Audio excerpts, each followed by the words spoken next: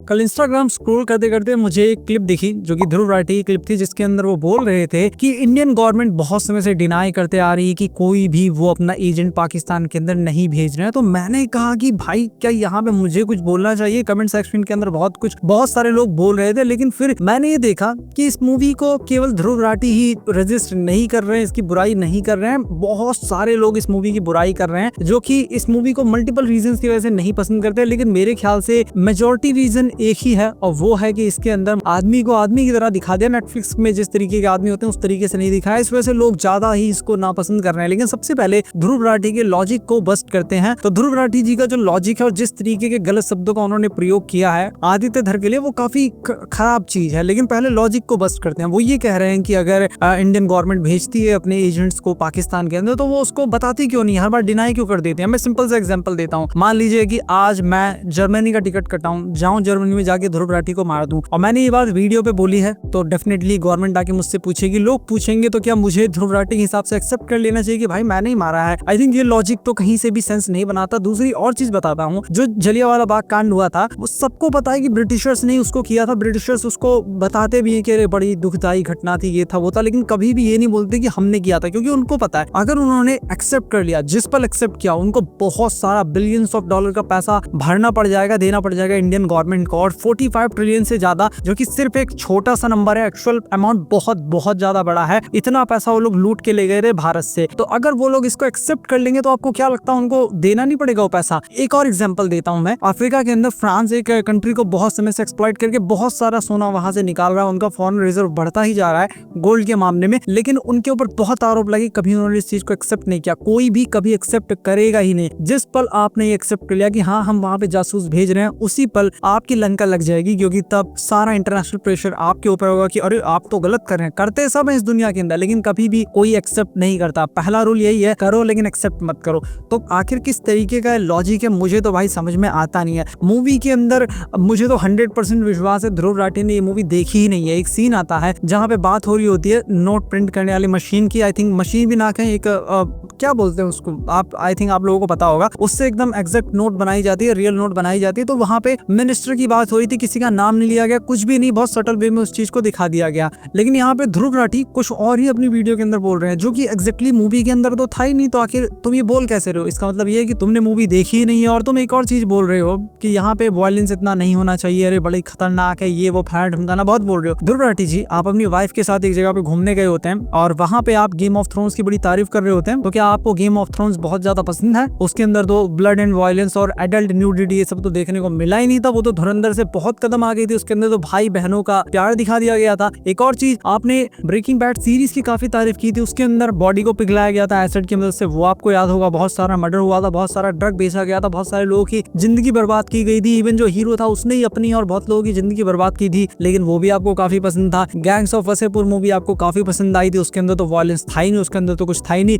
और जहां तक बात है कि इसके अंदर पाकिस्तान को विलन दिखाया गया, तो स्वाभाविक सी बात है, पाकिस्तान में जो लोग हैं, मेरी वीडियो बहुत सारे लोग देखते हैं पाकिस्तान से, उनको भी पता है कि अगर पाकिस्तान में कोई मूवी बन रही है तो उसके अंदर इंडिया को विलन दिखाया जाएगा, और अगर इंडिया के अंदर मूवी बन रही है तो पाकिस्तान को विलन दिखाया जाएगा। जैसे रशिया के अंदर अगर कोई मूवी बनेगी तो अमेरिका को विलन दिखाया जाएगा, जैसे अमेरिका के अंदर कोई मूवी बनेगी तो रशिया को विलन दिखाया जाएगा, जैसे चाइना के अंदर कोई मूवी बनेगी, अब पता नहीं वो लोग किसको विलन दिखाते हैं, क्योंकि इंडिया को तो मैंने उनकी एक भी मूवी के अंदर विलन देखा नहीं है, पता नहीं किसको दिखाते हैं। लेकिन यूक्रेन के अंदर अगर मूवी बनेगी तो 110% रशिया को भी विलन दिखाया जाएगा। तो ये बहुत स्वाभाविक सी बात है। दूसरी बात, जिन लोगों के ऊपर मूवी बनी है उन लोगों के मैंने इंटरव्यू देखे, जो जिंदा उनके इंटरव्यू देखे, वो काफी खुशी बता रहे थे कि उन्होंने भी मूवी के अंदर कैरेक्टर को देखा, और उनके चेहरे की हंसी बता रही थी, खुशी बता रही थी कि उनको मूवी कितनी पसंद आई। लेकिन यहाँ पे एक सवाल आता है कि आखिर इन लोगों ने मूवी देखी कैसे? पाकिस्तान में तो मूवी रिलीज ही नहीं हुई। तो एक उड़ती उड़ती खबर मैंने सुनी है कि धुरंधर मूवी पाकिस्तान के अंदर 2025 की मोस्ट डाउनलोडेड मूवी बन चुकी है। अब इसमें कितनी सच्चाई है मुझे नहीं पता, लेकिन पाकिस्तान में भी लोगों को मूवी बहुत पसंद आ रही है और इंडिया में भी लोगों को मूवी बहुत ज्यादा पसंद आ रही है। लेकिन एक चीज जो मुझे पसंद नहीं आई कि ये आपका वीडियो बहुत ज्यादा इलॉजिकल मुझे लगा बहुत सारी चीजों के मामले में। वो जो क्लिप है जिसके अंदर आप बोल रहे हैं कि गवर्नमेंट हर बार डिनाई कर देती है, वो तो एकदम माइंड ब्लोइंग क्लिप है। उससे ज्यादा माइंड ब्लोइंग क्लिप, उससे ज्यादा माइंड ब्लोइंग लॉजिक, उससे ज्यादा माइंड ब्लोइंग आपकी नॉलेज कहीं और हमको पता ही नहीं चल सकती। बाकी आपने ना मूवी की सिनेमेटोग्राफी की तारीफ की, ना आदित्य धर के डेडिकेशन की तारीफ की कि किस तरीके से उन्होंने एज इट इज पाकिस्तान की उस जगह को इंडिया के अंदर शूट करके दिखा दिया। मूवी देखते हुए हमको यही लग रहा था कि हम डायरेक्टली पाकिस्तान के अंदर हैं, हम पाकिस्तान की कहानी देख रहे हैं, लेकिन आपने उसकी कोई तारीफ नहीं की। पता नहीं आपकी पर्सनली क्या दुश्मनी आदित्य धर से, आई डोंट नो, लेकिन आपके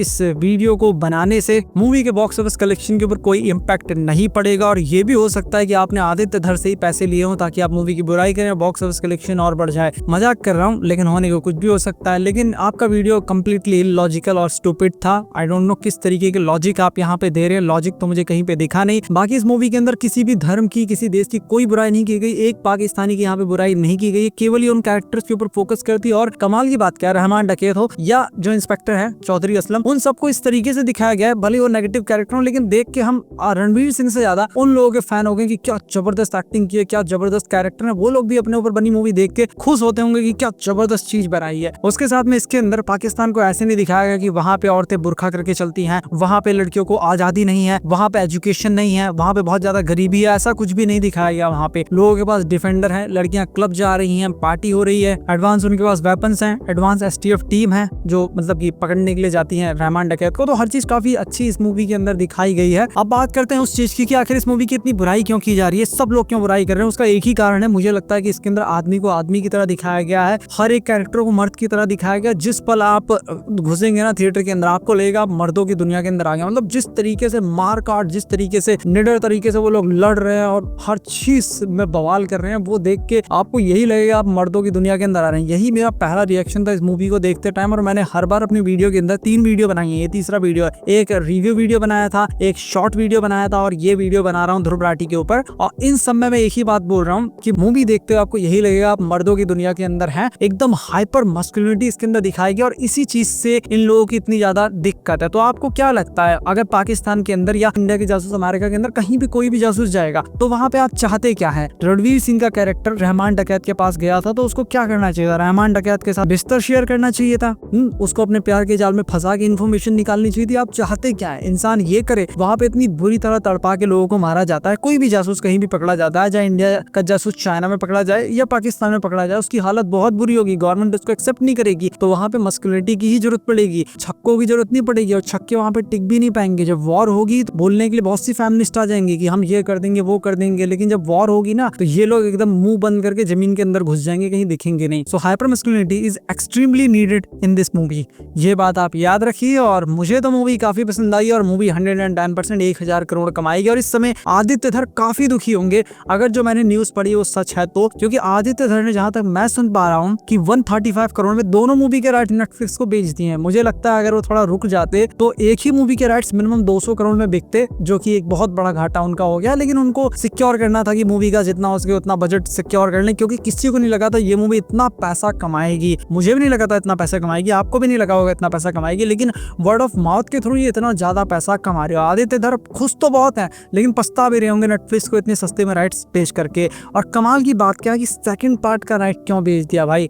आई थिंक अगर ये बात सच है तो बहुत अजीब बात है कि क्यों बेच दिया सेकंड पार्ट का राइट। अब पछताने वाली बात हो गई ना। बाकी मुझे नहीं पता आप मेरी बात से कितना एग्री करेंगे कितना नहीं, लेकिन मूवी के बारे में अगर आपको कोई भी राय बनानी है, ना आप मेरी बात मानिए ना ध्रुव राठी की, किसी की भी नहीं, आप खुद मूवी देख करके आइए। चाहे आप पाकिस्तान में हो लेकिन आप खुद देखिए, फिर बताइए कि मूवी क्या सच में इतनी बेकार बनी है। और ये जो लॉजिक है कि अगर इंडियन गवर्नमेंट को भेजना होता तो इंडियन गवर्नमेंट बता के भेजती, इसके बारे में भी जरूर बताइएगा। बाकी मैं मिलता हूँ आपसे अपनी नेक्स्ट वीडियो में।